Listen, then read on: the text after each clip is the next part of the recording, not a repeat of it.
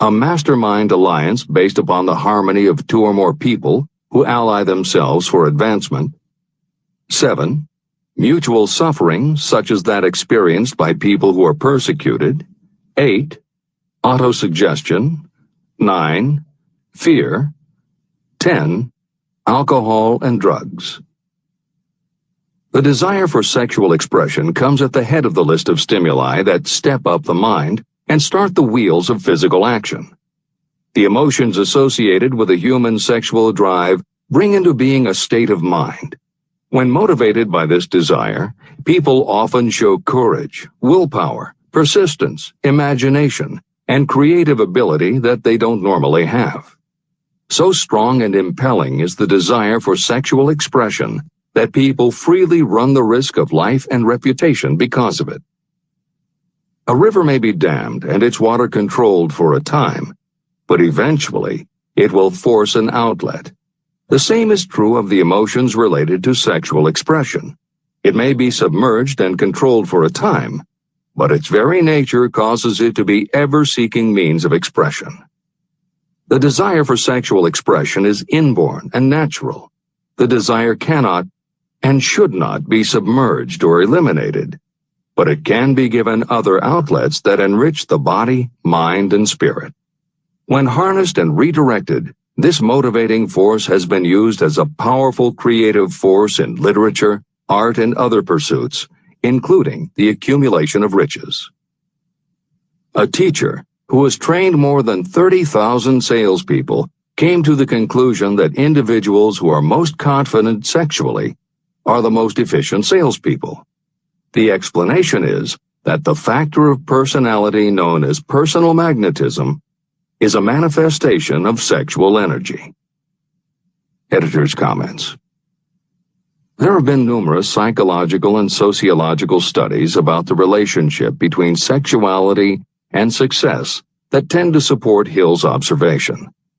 Because physical characteristics are the most quantifiable aspects of sexuality, most research studies focus on gender, attractiveness, body size, and age, and they measure indicators such as first impressions, expectation of performance, perception of performance, and social interaction.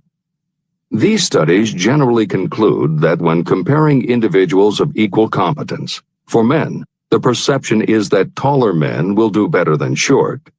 A full head of hair will outperform balding. Handsome or virile will beat out plain or older. For women, the results are comparable. The perception is that attractive performs better than plain, slim or shapely scores higher than overweight, younger is expected to be superior to older. These observations about physical sexuality may seem obvious, but they lead to a conclusion that is very significant. Obviously, not all people who succeed are tall and virile or attractive and shapely. It is also a fact that the success of those who are short, balding, plump, or plain isn't always due to superior skill or luck. Clearly, there is another kind of attractiveness that often supersedes physical appeal. This other kind of attractiveness is connected to human sexuality, but it is not what would usually be referred to as sexy. People who have this quality are often said to have chemistry, personality, charm, or appeal. Hill called this kind of attraction personal magnetism. Today, the more common term is charisma. This is the end of the editor's comments. When employing salespeople, a good sales manager looks for personal magnetism or charisma as the first requirement. People who lack this kind of sexual energy will never become enthusiastic, nor inspire others with enthusiasm. And enthusiasm is one of the most important requisites in salesmanship, no matter what you're selling. The public speaker, preacher, lawyer, or salesperson who is lacking in charisma is a flop as far as being able to influence others is concerned. That, plus the fact that most people are influenced through an appeal to their emotions, should easily convince you of the importance of charisma as a part of the salesperson's ability.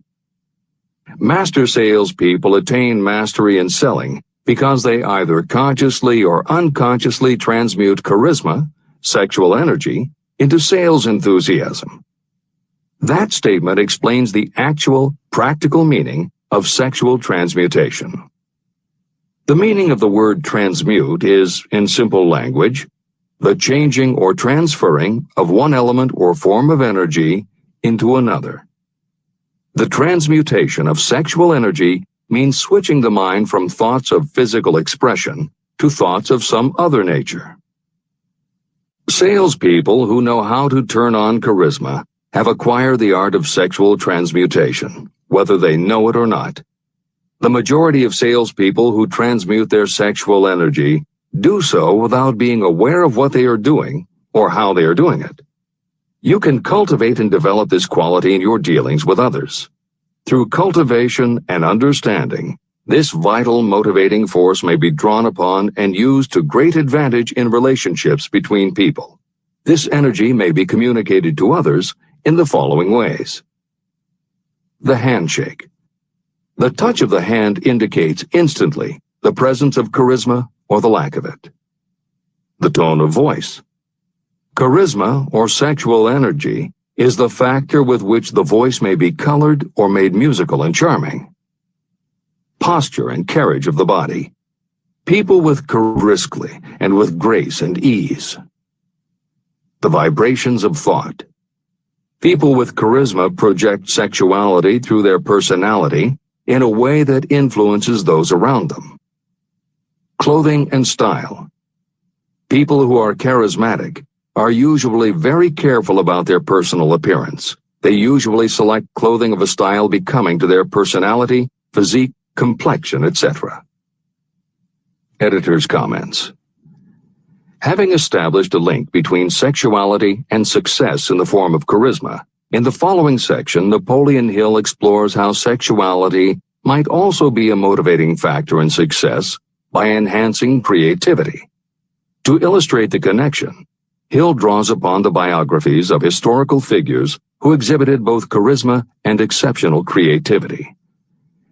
In the time since Hill conducted his research, many women have risen to positions of power and influence.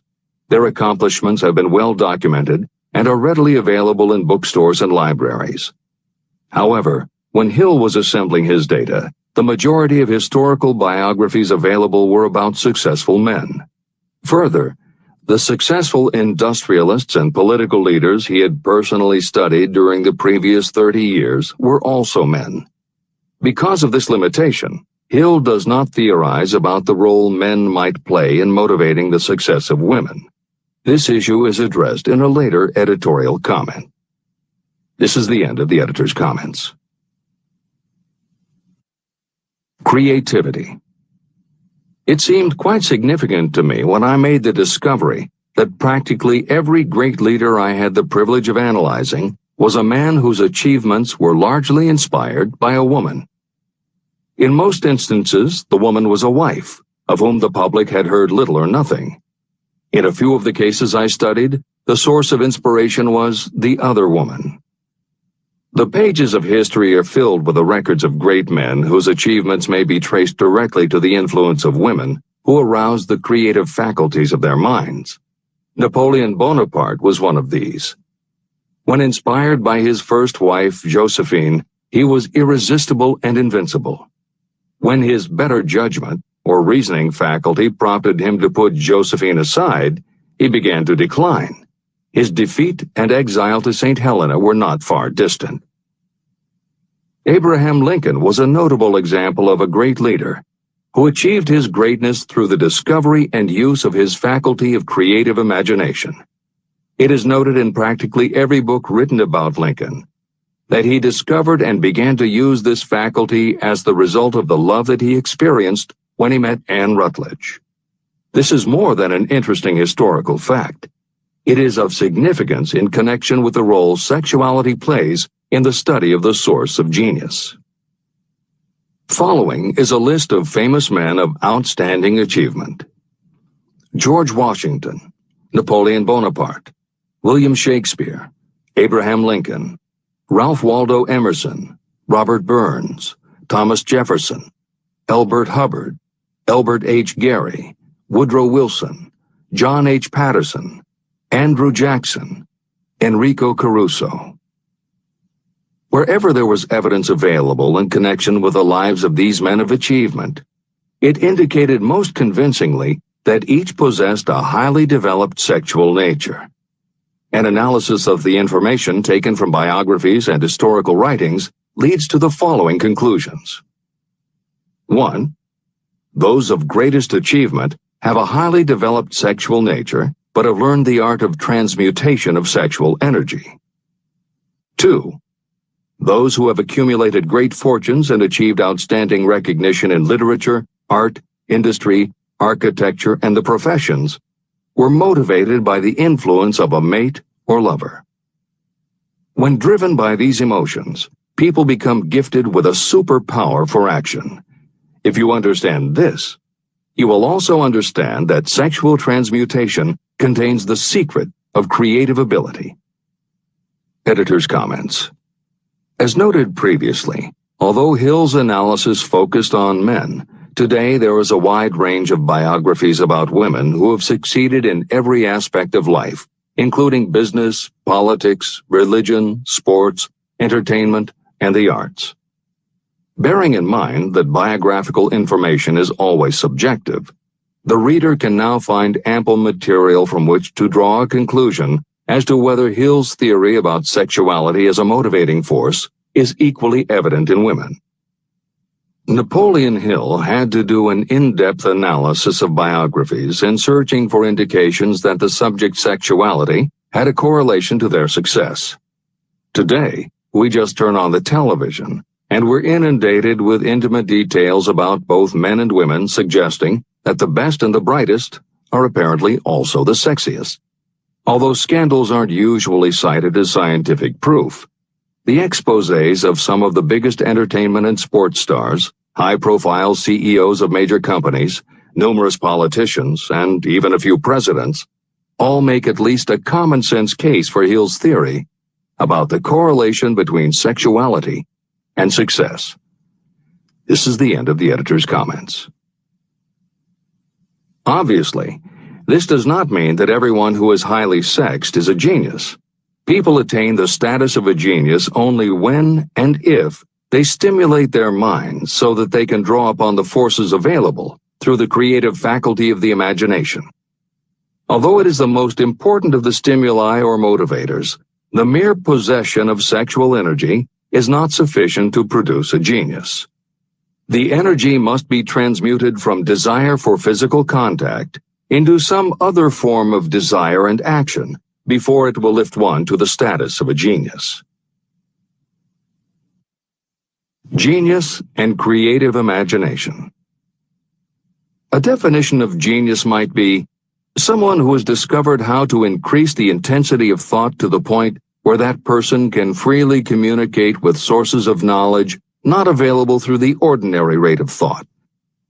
This definition should prompt some questions in the mind of anyone reading this book. The first question should be, how may one communicate with sources of knowledge that are not available through ordinary thought? The next question should be, are there known sources of knowledge that are available only to geniuses, and if so, what are these sources and exactly how may they be reached? In the following, I will offer methods so that you can experiment and prove to yourself that this is true. By doing so, you will have the answer to both questions. Editor's comment. Humans perceive things through the 5 senses of sight, smell, taste, hearing, and touch. Another kind of perception, as when you have a feeling about something, was discussed in the chapters on desire, faith, and autosuggestion. This kind of perception is often referred to as the 6th sense, and in the following, Hill explores the relationship between sexuality, motivation, creative imagination, and the 6th sense. This is the end of the editor's comment. The reality of a 6th sense has been fairly well established. This 6th sense is creative imagination. The faculty of creative imagination is something the majority of people never use during an entire lifetime. And if they do use it, it usually happens by mere accident. Only a small number of people deliberately use their creative imagination for a specific purpose. Those who do use this faculty voluntarily and with understanding of its functions are geniuses. Creative imagination is the direct link between your finite mind and what I have termed infinite intelligence. All revelations and all discoveries of basic or new principles in the field of invention take place through the faculty of creative imagination. When ideas, concepts, or hunches flash into your mind, they can only have come from one or more of the following sources. 1. From the mind of some other person who has just released the thought, idea, or concept through conscious thought. 2. Your subconscious mind, which stores every thought and impression that ever reached your brain through any of the 5 senses. 3. From another person's subconscious storehouse. 4. Infinite intelligence. There are no other possible sources from which inspired ideas or hunches may be received. When brain action has been stimulated through one or more of the 10 mind stimulants listed at the beginning of this chapter, it has the effect of lifting you far above the horizon of ordinary thought. It permits you to envision distance, scope, and quality of thoughts not available on the lower plane, such as when you are solving routine problems of business. When you are lifted to a higher level of thought through mind stimulation, it is as though you have taken off in an airplane. You can now see over and beyond the horizon that limits your vision when you are on the ground.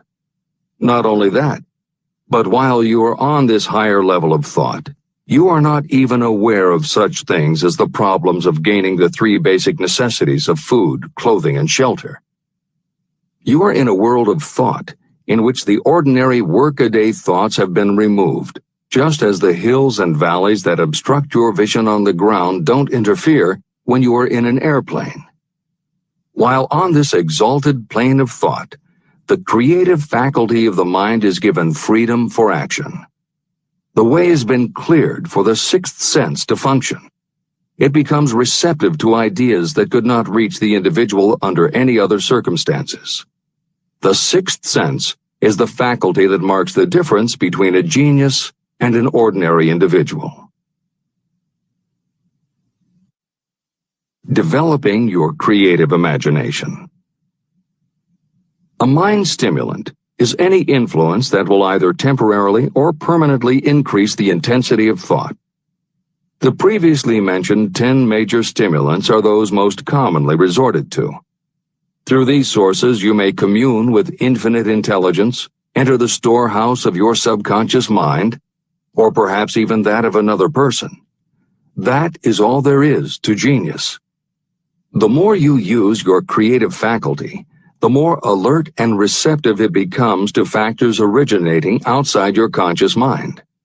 And the more this creative faculty is used, the more you will rely upon it for your thoughts and ideas.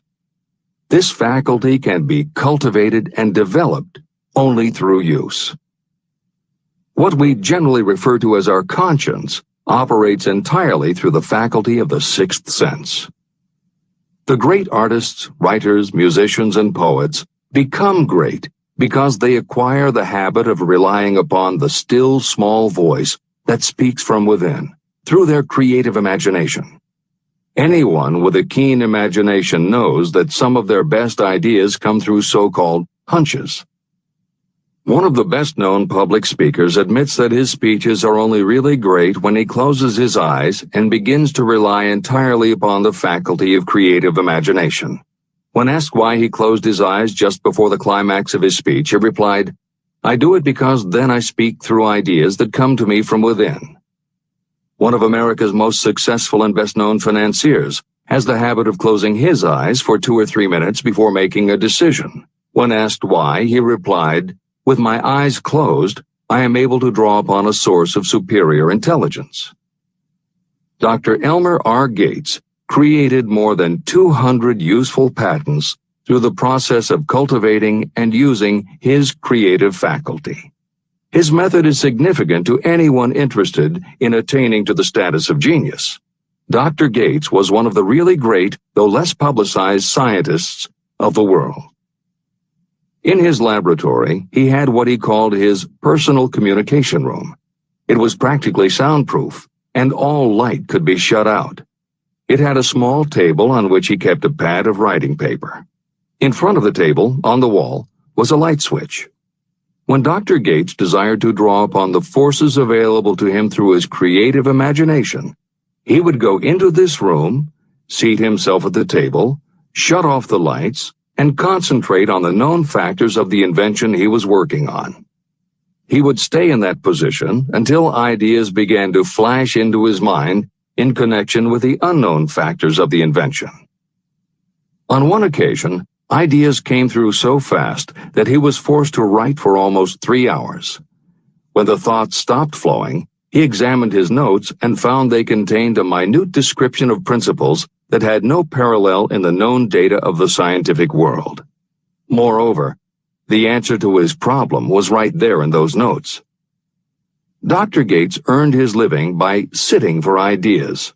He did it for individuals and corporations, and some of the most sensible people and largest traditional corporations in America paid him to do it. The part of your mind that you generally use for reasoning may be faulty, because it is largely guided by your accumulated experience. Not all knowledge that you have learned through experience is accurate.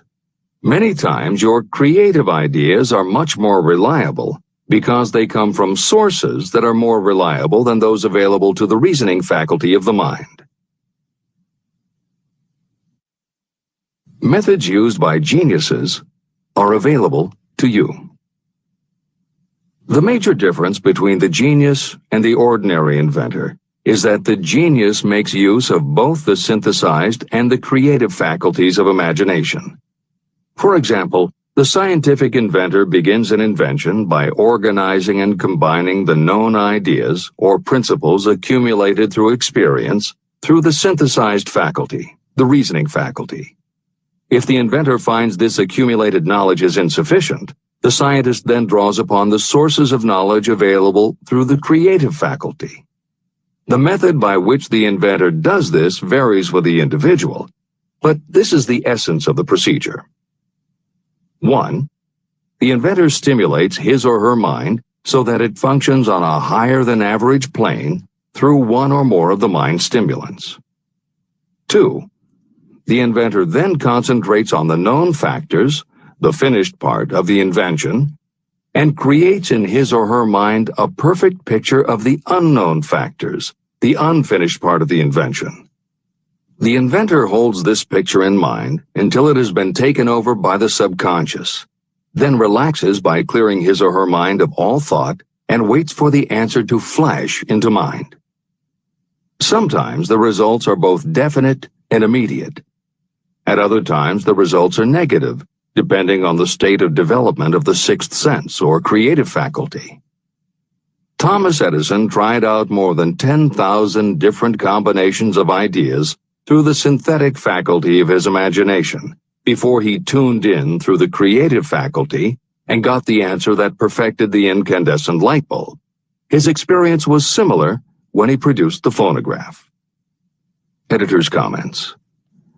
Synchronicity, precognition, intuition, flashes of insight, hunches, gut feelings, symbolic dreams. These are all aspects of the phenomenon Napoleon Hill was describing in his two correlated terms, creative imagination and infinite intelligence. And the fact that Hill made a serious study of this function of the mind puts him in exceptional company. The fathers of modern psychology, Sigmund Freud and Carl Jung, recognized and tried to explain this sixth sense. Jung's concept of the collective unconscious, which is the very basis of Jungian psychology, is in many ways identical to Hill's concept of infinite intelligence. Scientists from Archimedes to Newton to Einstein to the team of Watson and Crick, who determined the structure of DNA, all conceded that intuition was instrumental in their discoveries. Duke University created a department for the sole purpose of studying these phenomena under scientific conditions. Many scientists admit to using personalized techniques similar to Hill's method for accessing intuition and creativity. These include Friedrich Kekulé, who discovered the molecular structure of benzene through a dream symbol; physiologist Otto Loewi, who had a hunch followed by a dream that won him the Nobel Prize in Medicine; and as mentioned above, James Watson's breakthrough in the structure of DNA.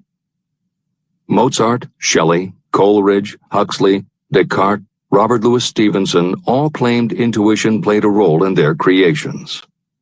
William Blake learned the secret to a copper engraving process from a dream. British Prime Minister Winston Churchill firmly believed a premonition saved him from being killed by a bomb during the Blitz of London. As was noted earlier, psychiatry, clinical hypnosis, and affirmations all had to overcome considerable skepticism before they were accepted. That is also true of those phenomena Hill terms infinite intelligence. However, in the 1970s and 80s, the public's interest was piqued by well-researched books such as The Intuitive Edge by Philip Goldberg, Creative Dreaming by Patricia Garfield, and The Right Brain Experience by Mary Lee Zdenek. Though these anomalies of the mind still defy laboratory proof, contemporary researchers continue to publish tantalizing results. This is the end of the editorial comments. Nature has equipped the human brain and mind with internal stimulants that safely trigger the mind to tune in to fine and rare thoughts. No satisfactory substitute for nature's stimulants has ever been found. However, history is not lacking in examples of people who rose to the status of genius as the result of using artificial mind stimulants. Edgar Allan Poe wrote The Raven while under the influence of alcohol, dreaming dreams no mortal ever dared to dream before.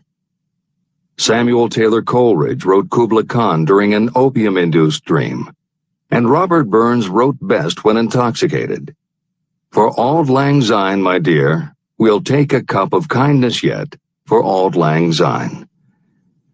It is true that these and others who are known as geniuses relied upon artificial mind stimulation, but a more important lesson to remember is how many of these people destroyed themselves through the use of those stimulants.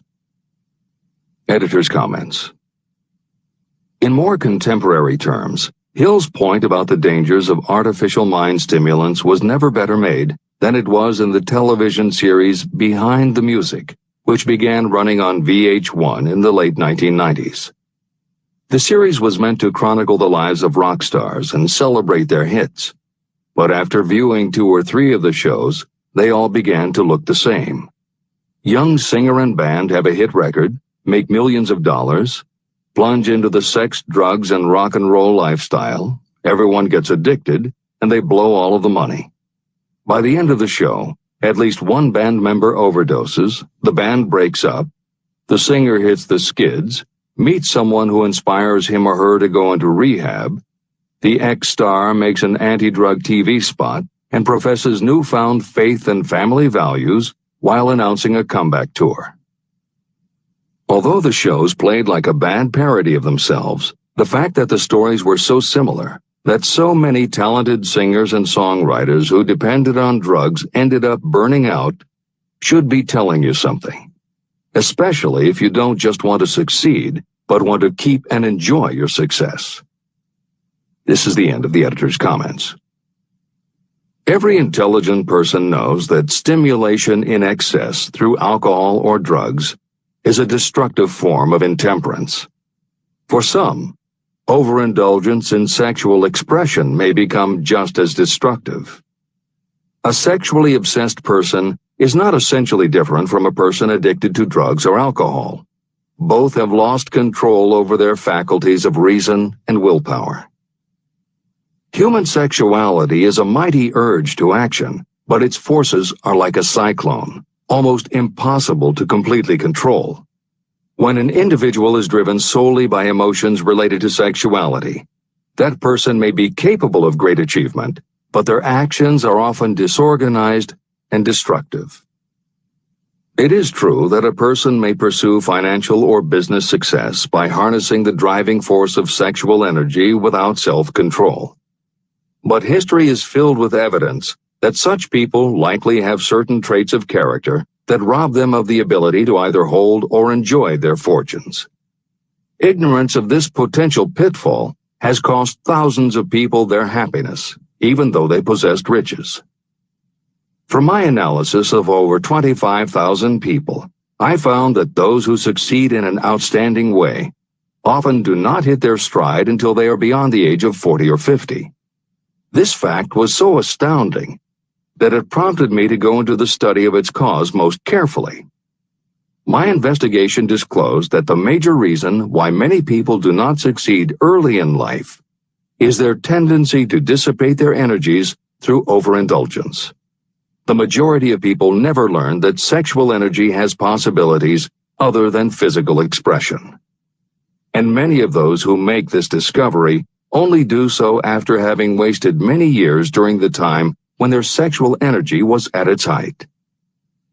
Most people come to the realization by accident, and many don't even know they have tapped into this power